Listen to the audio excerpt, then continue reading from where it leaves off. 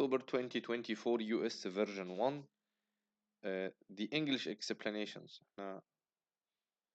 Module 1, question number 16. Function f of x equal 236 multiply 1.022 power x. So this is exponential function. Y equals a times r power x, and it is growing. The r, if r is more than 1, it is growing function. This model, the value in dollars of a certain bank account from 1958 through 1973, where Z is the number of years, so he means X. X is the number of years at the end of 1958. Oh, where Z is the number of years after the end of 1958. Yes, so that should be X. Which of the following is the best interpretation of f of 5 is approximately equal to 263? So that means that after 5 x's, the value of y is 263. So after 5 years, so what year after 5 years? If we start at 1958, 1958 plus 5, it should be 1962 or 1963, sorry, 1963.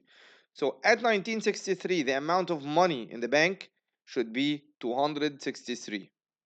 So that the interpretation of this sentence. So the value of the bank account is estimated to increase by this value approximate dollar every 5 years. No, that is not correct. This is a linear relationship. The value in dollar of the bank account is estimated to be approximately 5 times greater at the end of 1963 than at the end of 1958. No, if you want to know how much greater it will be, put x with 5, then take this value, which is 1.022 power 5, and then take 1 out of it. That's how much greater. That's the ratio change. And this is the ratio. This is how much we will multiply the values with. So it is not correct. The value of the bank account is estimated to be approximately $5. True or not, it should be $263. The value of the bank account should be approximately $263 at the end of 1963, and that is the correct interpretations. This question 16 from lesson named Exponential versus Linear Equations, or Exponential versus Linear Function, from Unit 2, the Statistics Unit. If you understand, comment with 1. Next question is 19. This is a scatter plot.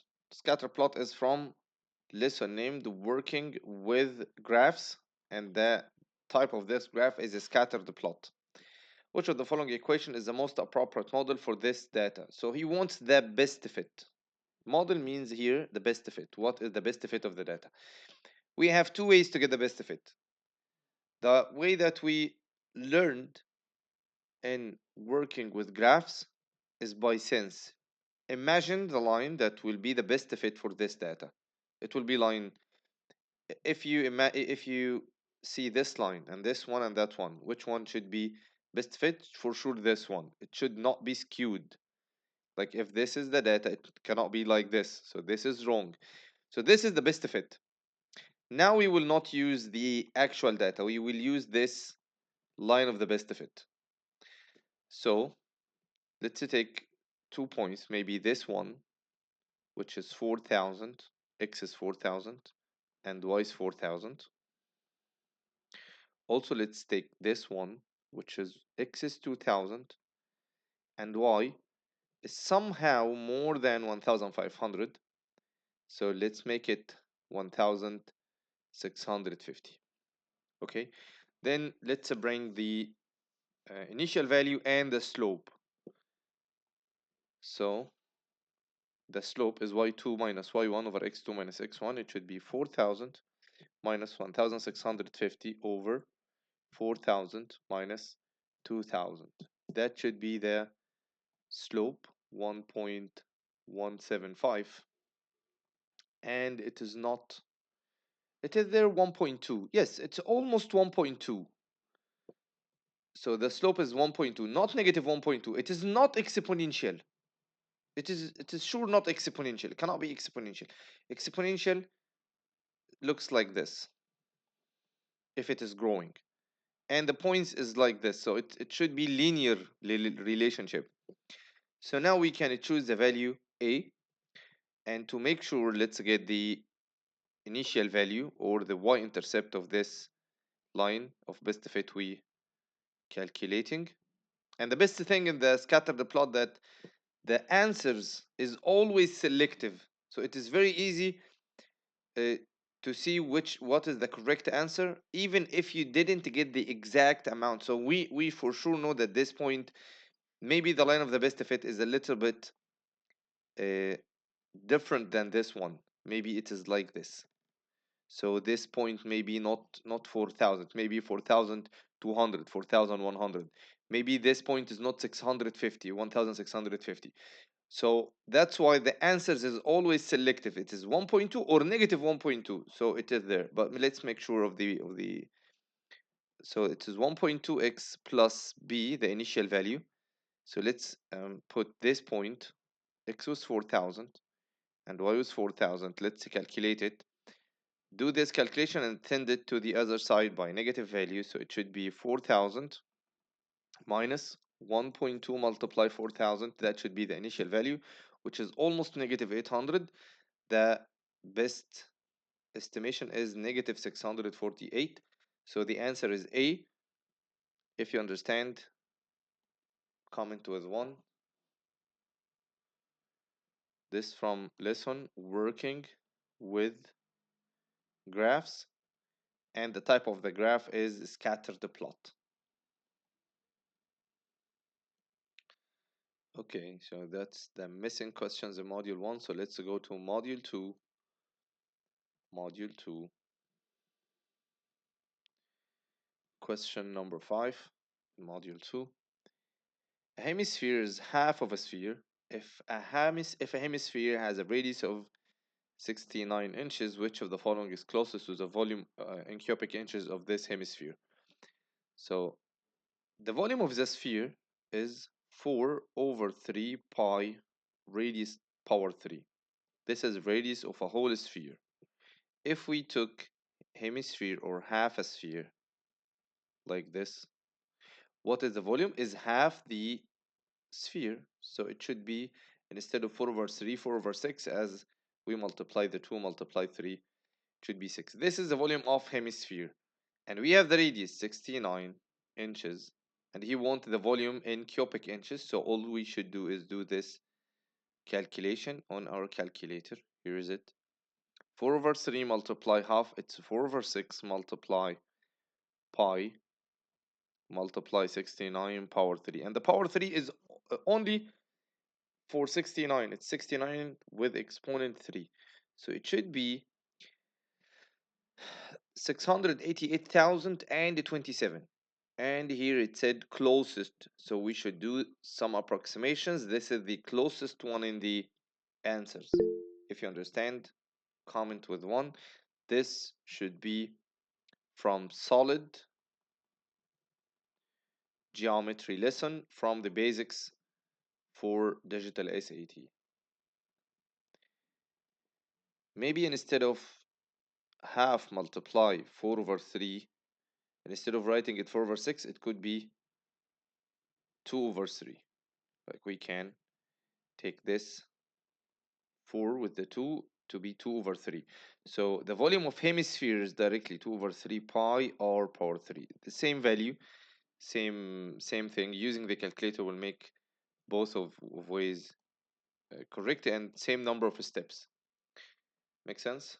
Comment with 1. Okay, next question is question 12. This is from working with tables. This is a histogram or bar graph or frequency graph. So the weight from 10 to 15, they came 3 times, and from 15 to 20 is 6 times, and so on. The histogram summarizes a data set of weights in pounds of 14 salmon if an additional weight of 85 pounds is added to the original set to create a new data set of 15 weight of salmons. So now we have 14 salmon fishes. And we have another one which is 85. All of the weights here is between 10 and 35. The 85 is here. So we will have 85 by only one salmon. Uh, which of the following measure must be greater for the new dataset? Here we can use the rules we took in data analysis applications.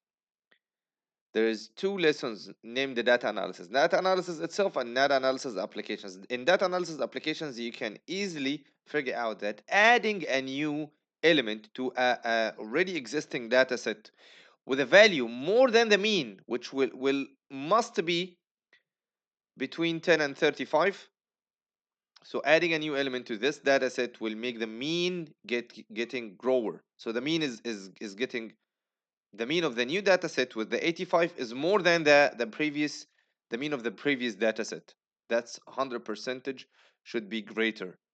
What about the median? The median may be getting greater or not, depending on if there is values after the median with the same value of not.